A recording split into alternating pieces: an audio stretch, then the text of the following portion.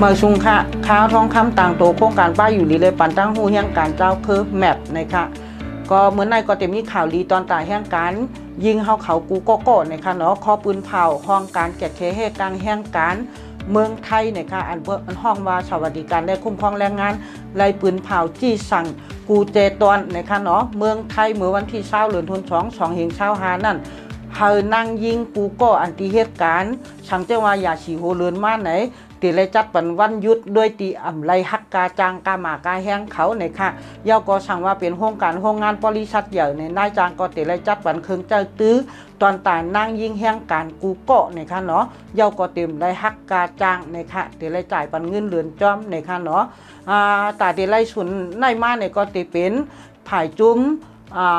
เครือข่ายแห่งการพักเหนือนะคะเนาะตุกย้อนมามือ3 ปีป่นมาเสียก็มือป่นมามือวันที่1 เดือนวันแห่งการรุมฟ้านั่นก็เลยตุกย้อนกว่าแต่เป็นคอตุกย้อนคอที่8นะคะเนาะอันนั้นก็นายจางกูตีกูเจตอนเตไรเฮ็ดจอมหนัง